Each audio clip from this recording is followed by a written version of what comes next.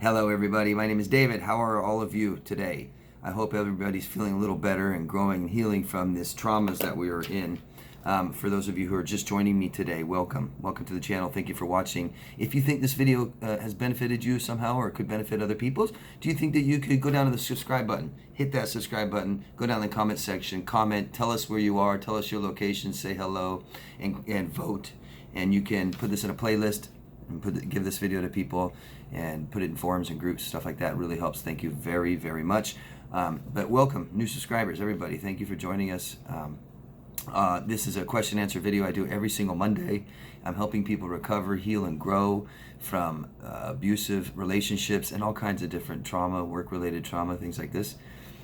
The best way to heal is to understand. So please, please, please ask me questions and I'll answer them next Monday. Some people still get confused. Just down there in the comment section, just leave a question, come back Monday and I'll address it here, okay? Thank you. Emily, let me be aware that this month, October, is Domestic Violence Awareness Month.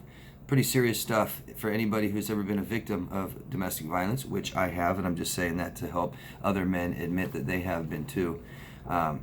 It's important to support things like this, causes like this. So thank you, Emily, for bringing this to my attention. Maybe all of you can think of something that you can do to support this movement, this awareness month in any way. Support people that help other people with domestic violence, things like this. Just kind of let it be aware to people. You know, report domestic violence if you guys see it. As long as you really know that it really is, report these things. And children too. Children are huge victims of domestic violence, and they kind of fly under the radar because a lot of adults don't want to get involved and don't want to report these things. So please do. Thank you. Donations this month. Unbelievable. I've never had donations like this before. Agnes, Jim, Bart, Joanna, and Katya. Thank you, all of you, very much for your donation. I can't think of the nicest gesture but give people your hard-earned money that you don't know. So I want to thank all of you. I want to thank everybody that's ever donated to this channel and everybody that supports this channel in every way that you can. Thank you so much, really. I don't even have my videos monetized because I just want them to be available for you. I don't even want you to watch commercials.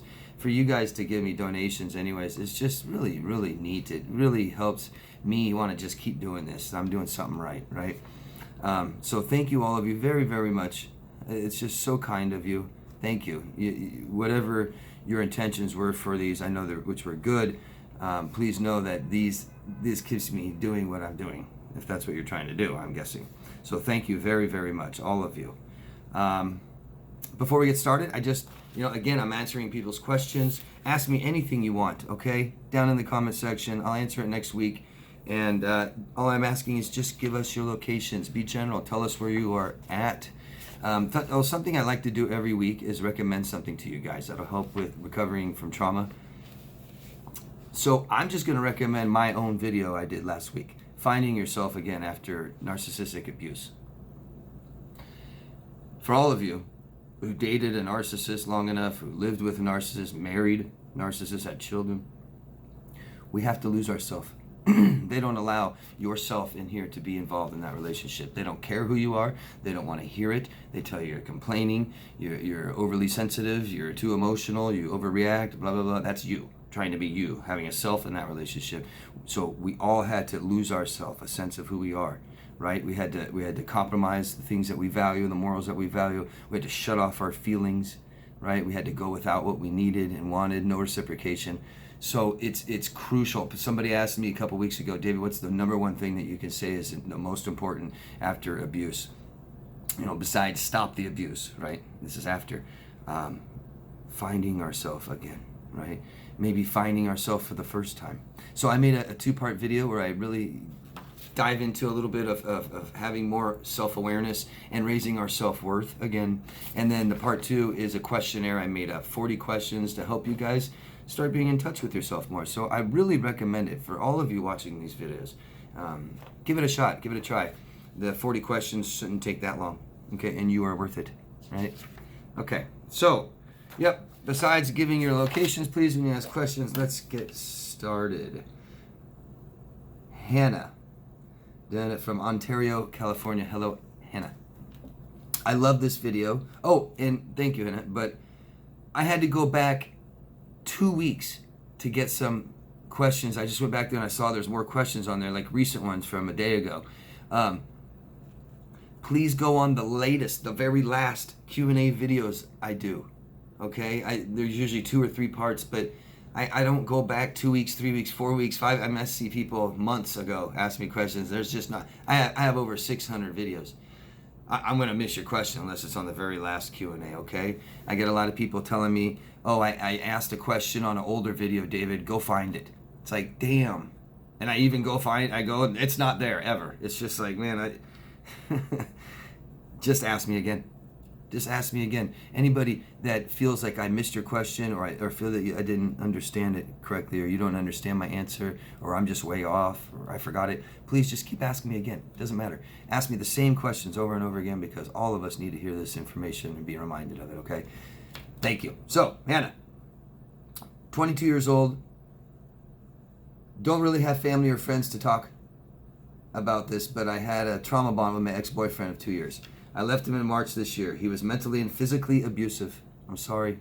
Thank you. I'll be watching more and more videos to learn. I have a question about how to heal from the scars he left on my face. He left 2 scratch marks on my cheek and a couple bite marks on my face and lips. And you got cut off there, so I don't know. Feel free to ask me again if there's more that you think you left out that I need to know. I'm very sorry, Hannah. I'm very sorry. Emotional wounds, physical wounds, mental wounds, psychological wounds, things that we suffer after being in these very, very toxic relationships with these very sick people. That's a reminder, isn't it? Every day you're going to see it. So let me tell you, Hannah, that just like we can't change our past, we can't change some of the horrible experiences we've been through, but we can change how we feel about them, Hannah. We can talk about them, we can really understand them, and start to, in some ways, forgive people, forgive ourselves, and accept what happened. We have to try to accept ourselves, Hannah. Okay? And what makes us perfect is our imperfections. Okay? I would recommend surrounding yourself with people who know who they are really well. Because people who know who they are really well inside don't judge other people, especially for who they are on the outside.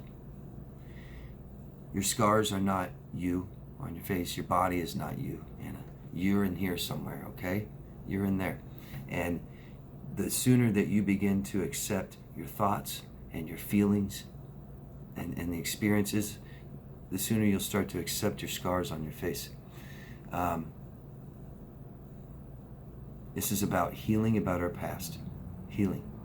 Really feeling better about it and understanding. Just like I said, you can't change your experiences that you've had, but you can change how you feel about them. Your past experiences don't have to be traumatic anymore, and they don't have to feel so bad. They can actually even start to feel good someday. I would work towards that, okay? Because as soon as we heal from the experiences that caused your scars, the better we'll feel about them. I promise, Hannah, I promise. It's not about focusing in a mirror on our scars. It's about finding out who we are, okay? And being in love with who we are. Loving everything that we've been through that has helped made us who we are. So our traumas are not who we are. The things that people do to us is not who we are. It's what we do about them. It's what we do with them. You could be a great inspiration, Hannah, for other people who have scars like this, burn victims, anything like this, okay? You can be. You can be your own inspiration. You're beautiful, Hannah, and that's because I don't judge people about how they look. I judge people for who they are inside, and it took a lot of courage to even write that, I bet. So, feel better about the things that have happened to you, Hannah. Try to start accepting yourself, and the scars won't be so bad, I promise. Okay? We get more concerned with what other people think sometimes. Yeah. And you can't change the scars, but you can change how you feel about them. Good luck, Hannah. I'm sorry. Next question is from Sydney in Flint, Michigan. Hello, Sydney. 2 questions, if I may. Why do I not allow family members to touch, hug me, but if I get a boyfriend, I'm all about it and mad if they do not? That's the first question. Well, I'm not claiming I know, but probably this is about how you were raised, and you probably weren't touched and said, I love you so much. But the reason that you want it is you've got this void. So I didn't get enough love from my parents, and I'm seeking out somebody to replace that, to fill that in. Because if my parents didn't love me enough, I'm not quite sure how to love myself enough either, right? And so we want to fill this void with somebody else. We try to find somebody else to give us that love and affection that we didn't get, that unconditional love. The reason you don't want your parents and family to is because you haven't healed from them yet. So it sounds like if you want to be that close with this guy, with a guy, that you may not have a very, very avoidant attachment style, okay? And you probably have an anxious attachment style, some sort of anxious attachment style. But it sounds like you're not healed from your parents. Maybe you never emotionally connected with them, okay? And maybe you have a lot of resentment. Maybe you're scared of them for hurting you, being even just emotionally dangerous. Seek a professional. Seek a professional and try to heal from your childhood, your parents, okay? It might consist of creating some distance with them. Start to learn and understand everything that happened in your childhood. You start to understand who you are, okay? Start feeling better about some of these things that happen. Start learning what loving yourself means. And then we won't be so anxious and excited to have somebody fill that void, okay? The void won't be there. I hope that makes sense. Just keep asking me questions if it doesn't, okay? Thank you. All right, next question. Emily. Hello, Emily from Latvia. I do not have a question this week, but could you please talk, if you can, about October National Domestic Violence Awareness Month? Appreciate all your efforts you do to this community. Thank you. Thank you, Emily. Thank you for bringing it up. If you have something else to say, I didn't really say too much about it, Emily, please go down below and go ahead and say what you want to say about it. And thank you very much. Ramisha, I wish I knew where you were from, Ramisha. Everybody, please leave us your locations. Tell us where you are. Ramisha says, why does the narcissist have so much control over my life even after 2 years of no contact? Well, I don't know why he would have so much control if you're not even in contact of your life. Do you mean maybe your thoughts and feelings kind of consumed, ruminating? Because I doubt he has really control over your whole life if you're not even in contact with him anymore. But I don't know, maybe I'm missing something. Please ask me again if I am. But I think what you mean is so much in your thoughts, right, in your feelings, because we haven't healed. Very, trauma are horrible experiences that we don't understand what happened, and our brain will sit there and just keep trying and trying and trying, because our brains doesn't want us to die.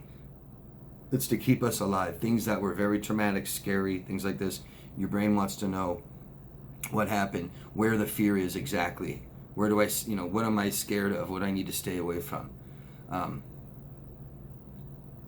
The thoughts, the ruminating, anxiety and depression, and we're not really sure how to process emotion. We think there's always something we can do about it, that we're in control of this situation. I shoulda, woulda, coulda. Things like this. What could I do? What can I do? What should I have done? I wish I didn't do this. And what did he really mean by this? Process this stuff with someone else, Ramisha. Talk to somebody else that is educated and knowledgeable of these things and supports you and you trust, okay? And talk therapy is just so vitally important for these things, so vitally important. If you feel like this after 2 years, I would start doing something different, because what you're doing isn't working. Okay, but it's normal. If that helps you feel better, we most of us and all of you guys know, right? We did some sort of this. Some people will be just obsessed with their ex for years, and it all started. It's that codependency, right? The trauma bond. So they're still addicted to them, And the more that we keep thinking about them or looking at their social media and stuff like this, we just keep feeling attached to them. So be conscious, aware, of what you might be doing to make it worse? Are you looking, in fact, are you looking at his social media? Are you not in contact, but he still contacts you and you just ignore him, but you're reading them? Are other people telling you stuff that this person's doing and just kind of keeping him fresh in your mind? Do you understand fully everything about the relationship? Do you understand this person really well? Do you understand why he did the things he did that hurt you, confused you, scared you? Do you understand? Because that's what healing is, okay? True understanding with empathy and compassion and sympathy, okay? That's why it's vitally important to have somebody else do this with you. It's almost impossible to do alone, as you're proving. Okay, Ramisha, you are worth help. Okay, talk to somebody. Get what's in here out so you don't feel so alone with them, so that you make some sense out of what happened. So instead of getting worse, maybe even getting more re-traumatized and things like this, it's easy to get depressed and have a really negative inner dialogue and start being pessimistic about the world and your own future. Okay, thank you. Maria from New York. Hello, Maria. David, you helped me so much since you started. I am eternally grateful. From New York. Well, thank you very much for telling me, Maria. Thank you very much. I appreciate you guys telling me. It's really nice. Thanks. Hi, David. It's Carol from Daytona Beach, Florida. Hello, Carol. Why am I always attracting narcs, borderline personality people in my life? And I always like to reverse that. I say, why are you attracted to them? Right? It goes both ways. They're attracted to you, you're attracted to them. I go from men I'm dating to coworkers, now my roommates, LOL. She's giving me the silent treatment mode now. I just can't win. It's getting to the point I don't want friends, family, coworkers, boyfriends, or anybody around me. I guess it's coming down to being a hermit. Don't do that. Don't do that, Carol. Don't. Okay? Your brain is doing this. It's a reaction to keeping you safe and doesn't give a shit how you feel or what you want, what you need. Safety only. So this is not working. Stop. That's what your brain's doing. And guess what? The worst thing you can do is being a hermit. Worst thing you could do. Worst. Guess what the best thing you could do is? Best. Be around supportive people that care about you and listen to you. Okay? So don't give up. I know you're sitting there going, what do I do? Well, we need to learn why we're having so many problems with relationships. You're attracting people like this for many, many reasons, but I just love this saying. We date our own emotional self-worth, for one. So you see red flags in people, it feels scary, it feels alarming, this isn't right, this person's sick, this person I don't trust, and then you say, well, I'm not worth any better. My life's not more important than this, so I'll just settle. Plus, I got a void in here, and I need love. I didn't get enough love from home, from mom, from dad, not enough attention. I got a void here, and it's going to be filled by people, not me. My parents didn't love me enough. I don't love myself enough. I don't do the things I need to do for myself. I don't think I'm really that worthy of someone great, someone healthy. Okay? Get some help, Carol. Okay? Get some help. Talk about all this stuff. Try to start figuring out what's going on. Most likely, these people, the relationships, the people are somewhat familiar to your childhood. They might be like your dad, like your mom, whoever you need to heal from more. Okay? It could be simple as emotional neglect. And that's really hard to identify. I get everybody, I'm never emotionally neglected. All my clients that I just talked to them get horribly emotionally neglected. And they point it out to them. They're like, oh, I didn't know that's what that was. Jeez. And it just, doing this stuff alone, you'll never figure that out. You'll never talk to anybody and feel better about it. So you'll never raise your own self-worth. There's just a bunch of things you need to be doing, Carol. And one of them right now probably isn't dating. And we don't need to just date or hermit. Okay, we need to be around people. We need to meet people. We need to be around supportive people. It's just vitally important. And I'm so sorry this isn't working out for you. Even roommates and coworkers. I understand. And as we get more depressed from these relationships, depression causes us to be... get along with people less and less and less, and this is what happens, Carol. We have enough failed relationships that causes us situational depression, and we don't have a supportive cast in our life, right? So we hermit, we stop getting along with people, we start really fighting with everyone. We even just try to have a roommate and we don't get along with them. PTSD, CPTSD. needs to be healed bad. Okay? There's hope out there. Talk. For one, just talk. Start learning really what happened to you. Start connecting some dots with these people, and the relationships are somewhat familiar like your childhood. Okay? The people are somewhat familiar. There's the familiar parts. The way they're abusive, the way they're neglectful. It's like one of your parents or both of your parents. And we need to heal from this. We need to really talk about your childhood. We need to really understand what happened to you so that you start feeling better about your past. So we start raising our self-worth. So we think we deserve somebody healthy, not unhealthy. So we stop identifying with people that are in pain and hurt and neglected and have voids of their own. We need to stop identifying with these people because that's what we're doing, right? It's amazing. All my clients say, I felt sorry for them. I wanted to help them. It's like, dude, you.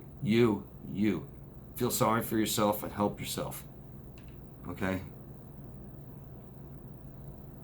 Very common stuff, if that helps you feel better, Carol.